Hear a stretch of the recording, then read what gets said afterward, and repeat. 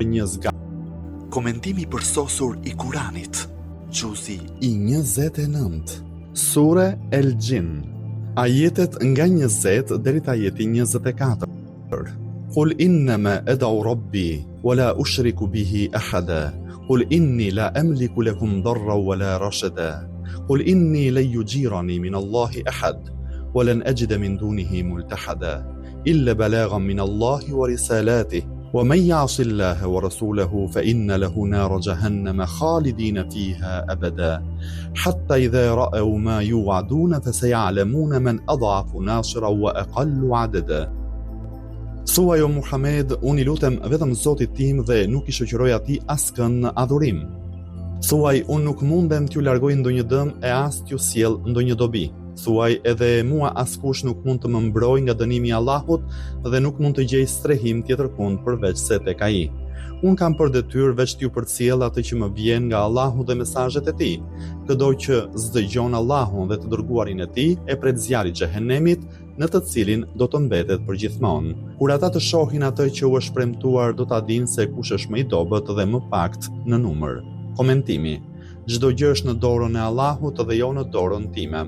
Në këto ajete për përforcimin e bazave të monoteizmit, si dhe mohimin e çdo lloji shirku që u cituan në ajetet e mëparshme, e urdhëron profetin Muhammed, paqja e bekimi I Allahut qoftë mbi të dhe mbi familjen e tij, thuaj o Muhammed, unë I lutem vetëm Zotit tim dhe nuk I shoqëroj atij askënd në adhurim.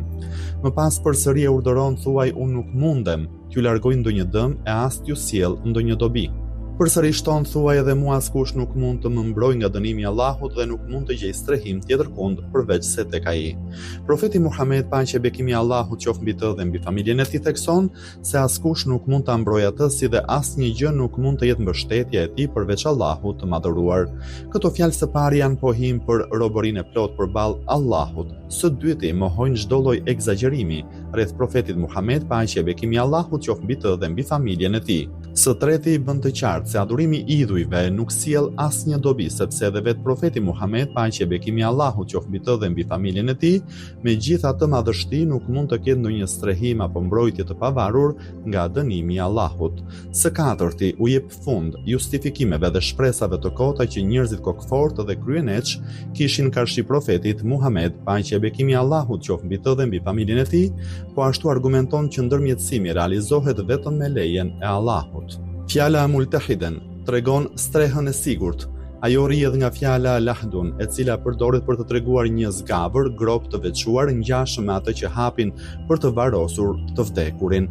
Në thellësi të varrit hapin një cep dhe në të e vendosin xhenazen, me qëllim që dheu të mos bjerë mbi xhenazen, si dhe të jetë më I mbrojtur nga dëmtimi I kafshëve. Kjo fjalë është përdorur më pas për të treguar çdo vend apo streh tjetër të sigurt. Ashtu siç e diskutuam edhe në ajetet e lartë përmendura, këto fjalë tregojnë se profeti Muhammed, paqja e bekimi I Allahut qoftë mbi të dhe mbi familjen e tij, nuk ka asnjë ndikim te Allahu. Ai mund të kërkojë nga Allahu zgjidhjen e problemeve të njerëzve apo të kërkojë udhëzimin e njerëzve të denjë dhe të merituar. Kjo është plotësisht në përputhje me monoteizmin dhe kursesi nuk është shirk apo politeizëm.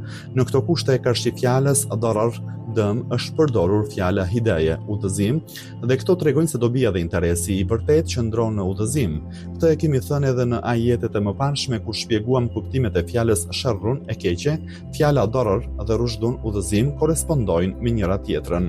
Ajeti në vijim thotë unë kam për detyrë veç t'ju përcjell atë që më vjen nga Allahu dhe mesazhet e tij. Kjo fjali është ngjashme me fjalinë e përmendur shumë herë në Kur'an, për shembull në ajetin 92 të surës Al-Maide, bindjuni Allahut dhe bindjuni të dërguarit e keni kujdes, e nëse refuzoni atëherë dijeni se obligimi të dërguarit ton është vetëm komunikimi I qartë.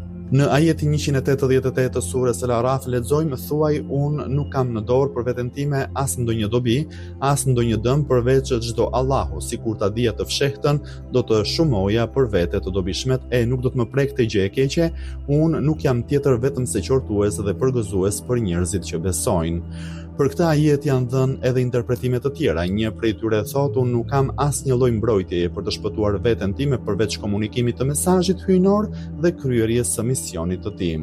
Atëherë, cili është dallimi mes fjalës komunikim dhe mision? Disa dietar kanë deklaruar se fjala belagun, kumtim, tregon komunikimin e parimeve të fesë, kurse fjala mision tregon shpjegimin e degëzimeve të fesë pra të mësimeve praktike, furududdin. Disa të tjerë janë të mendimit se fjala belagun është përdorur me kuptimin e komunikimit të urdhrave hyjnor, kurse me fjalën risale nënkuptohet zbatimi i tyre.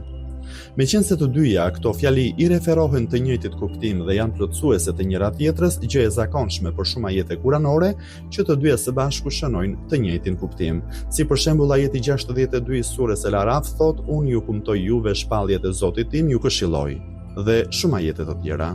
Pavarësisht kësaj, në fund ajeti paralajmëron çdo që s'dëgjon Allahun dhe të dërguarin e tij e pret zjarri i xhehenemit në të cilin do të mbetet përgjithmonë. Këtu nuk është fjala për çdo mëkatar, por për politeistët dhe jo besimtarët, sepse jo çdo mëkatar meriton të futet në zjarrin e xhehenemit. Më pas shton se jo besimtarët dhe politeistët, të cilët i përqeshnin myslimanët apo i konsideronin si të dobët në këtë botë, do të përballen me ato që u janë premtuar.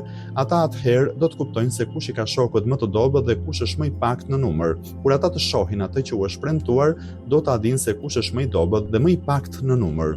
Se çfarë nënkuptohet me si fjalinë më ju adun, atë që u është premtuar ka mendime të ndryshme. Disa thonë se bëhet fjalë për dënimin e kësaj bote, të tjerë thonë se bëhet fjalë për dënimin e botës tjetër, grupi i tretë thotë se bëhet fjalë për të dyja botët. Mendimi më i përshtatshëm është ai që thotë se kuptimi i saj nuk është i kushtëzuar dhe gjithëpërfshirës, sidomos duke pasur parasysh faktin që shumimi apo paksimi në numër, dobësia apo fuqia i përkasin kësaj bote.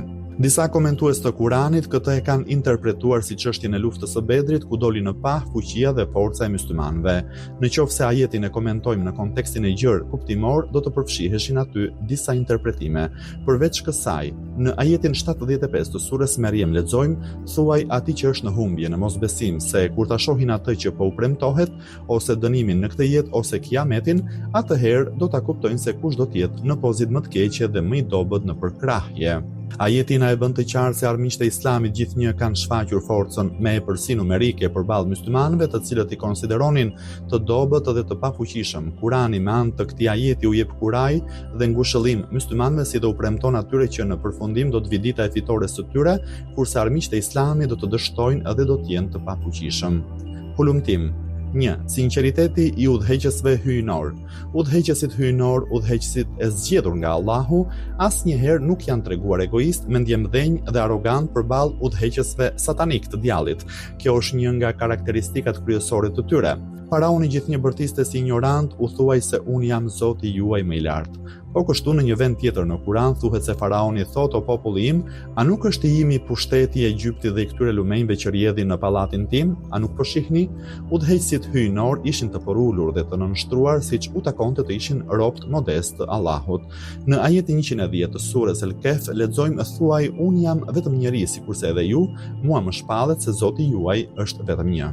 Kurse në një vend tjetër ajeti thot: nuk e di se ç'do të bëhet me mua e as me ju, unë nuk ndjek tjetër, vetëm atë që më shpallet, unë nuk jam tjetër por i dërguar që ju tërheq vërejtjen qartës.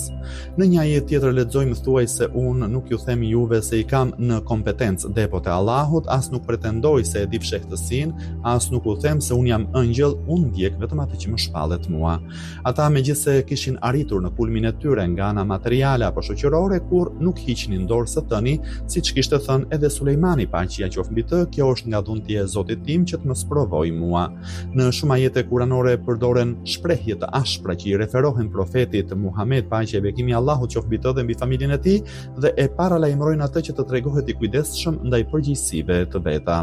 Tërësia e këtyre ajeteve dhe ajeteve të mëparshme, të cilat nuk janë të pakta, janë dëshmi e gjallë ndaj vërtetësisë së këtij profeti të madh, të cilin nuk e pengonte asgjë që përballë turmës së njerëzve të deklaronte për vete pozita të larta, por siç e ka treguar historia, pretendimet i shfaqin udhëheqësit satanik. 2. Nuk është e rëndësishme sasia por cilësia.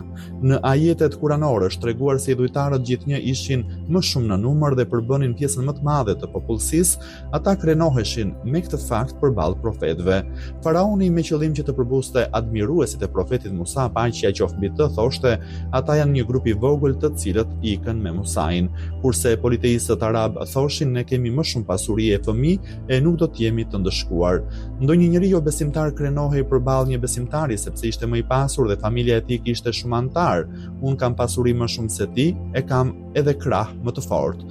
Besimtarët që pasonin profetët dhe udhëheqësit hyjnor asnjëherë nuk krenoheshin me numrin e madh të tyre apo me përkrahjen e fortë. Logjika e tyre ishte kjo: sa grupe të vogla me dëshirën e Allahut kanë triumfuar ndaj grupeve të mëdha, Allahu është me durimtarët. Imam Aliu paqja qoftë mbi të thot, o njerëz mos u ndjeni të vetmuar në shtegun e udhëzimit për shkak të numrit të vogël të udhëtarëve të tij.